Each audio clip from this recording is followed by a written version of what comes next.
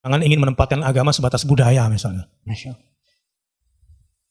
Kalau sampai nilai Pancasila yang sila pertamanya adalah ketuhanan yang Maha Esa hendak disejajarkan kembali dengan budaya seperti rencana-rencana belakangan dalam rancangan undang-undang ini, ya sebetulnya merugikan Indonesia sendiri. Indonesia yang rugi.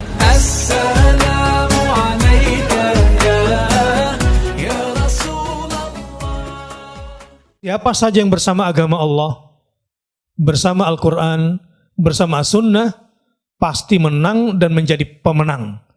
Nah, tinggal apakah Nasr dan Fatah, atau Nasr saja minus Fatah, atau Fatah dan Nasr, atau Fatah minus Nasr. Ya, surah ini disebut surah An-Nasr, bukan surah Al-Fatah. Ya. Artinya An-Nasr itu lebih penting daripada Al-Fatah. Difokusnya kepada Nasrnya. Nasrnya. Justru di surah Al-Fatah, Inna Fatahna, kan ada surah Al-Fatah di juz 26 itu, ada surah Al-Fatah. Bukan surah An-Nasr, surah Al-Fatah. Tapi justru malah Fatahnya belum terjadi. Inna Fatahna laka fatham mubina. Masih lama banget Fatahnya. Walaupun pakai fi'il madhi juga. Ya, meskipun teman-teman. Artinya peristiwa yang dilukiskan oleh surah Al-Fatah dengan surah An-Nasr itu kepada terrealisasinya Fathullah itu, kemenangan dari Allah, itu lebih dekat surah An-Nasr. Tetapi yang jauh-jauh di sana disebut Al-Fatah, yang belakangan disebut An-Nasr. Ini membuktikan bahwa fokus mukmin itu kepada Nasrullah, bukan kepada Fatahnya. Ya, Fatah juga nanti pemberian lagi dari Allah. Dari Allah, iya. Ya. Baik. Kayak Indonesia bisa merdeka. Itu ada Nasrullah. Dan sebelumnya baru Al-Fatah. Jadi ada pertolongan Allah yang tidak diduga-duga kan? Betul. Yang terdekat dengan kemerdekaan adalah ya bom Hiroshima Nagasaki. Iya. Kalau saya meneliti ya sejarah itu, berdiskusi juga dengan para murid ulama yang hafiz Quran. Jadi pada menjelang masa kemerdekaan itu memang banyak sekali bangsa Indonesia, santri-santri dari Indonesia yang menghafal Quran. Jadi tradisi menghafal Quran itu muncul di menjelang kemerdekaan itu. Dengan tampilnya Ki Haji Munawir Kerapyak Yogyakarta membuka pesantren tahfiz Quran pertama di Indonesia saat itu. Ya. Artinya ketika masyarakat atau mukminin fokus, bangsa Indonesia fokus ke Quran, Allah kasih kemerdekaan bahkan tanpa perang. Allah jatuhkan bom di Hiroshima dan Nagasaki, tiba-tiba Indonesia merdeka. Mana kontribusinya para hafiz Quran? Kontribusinya ya dia terus memahami Quran, dekat dengan Quran, tasbih dan istighfar itu. Begitulah Rasulullah SAW ketika di Perang Badar ditempatkan pada tempat khusus untuk berdoa kepada Allah Subhanahu Wa Taala untuk mendatangkan pertolongan. Sebab secara kekuatan tidak seimbang. Sebagaimana negeri ini juga.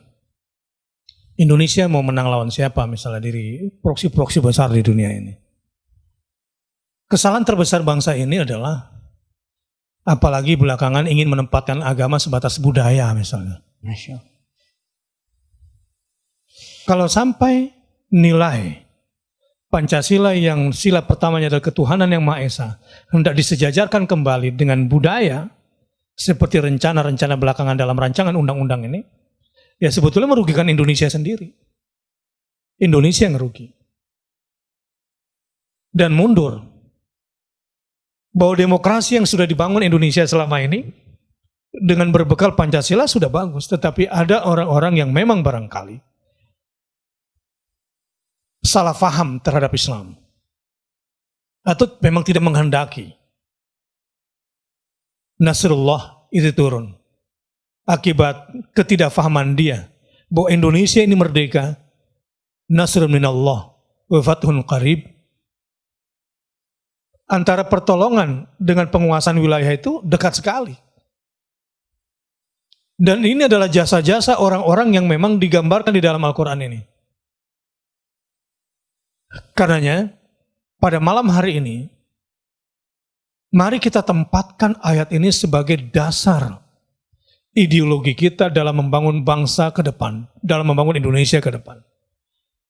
Adalah bahwa kemenangan itu adalah kalau ditolong oleh Allah, dan pertolongan Allah akan datang kepada kita yang senantiasa, kembali kepada Al-Qur'annya, dengan akhlak Al-Quran, dengan nilai Al-Quran, dengan spirit perjuangan Al-Quran, insya Allah kalimat-kalimat batil, narasi-narasi kebatilan akan hancur. Apalagi Pancasila yang sudah jelas dalam sidang BPUPK ini adalah hasil kesepakatan bersama. Jika masih terus dipermainkan, maka pasti akan berhadapan dengan kekuatan nasrun minallah wa fathun qarib dan tidak akan pernah bisa menang. Untuk itu, umat Islam, saya anjurkan tetaplah bersabar, berjiwa pemenang, enggak usah terlalu gusar menghadapi intrik-intrik yang sedang dilakukan oleh segelintir orang yang tidak menghendaki Pancasila sebagai sumber segala hukum di Indonesia yang awalnya adalah ketuhanan yang Maha Esa. Sampai di sini, mudah-mudahan secara kontekstual, kekinian dan kedisinian, surah An-Nasr ini membuat kita semakin kuat dan bersatu.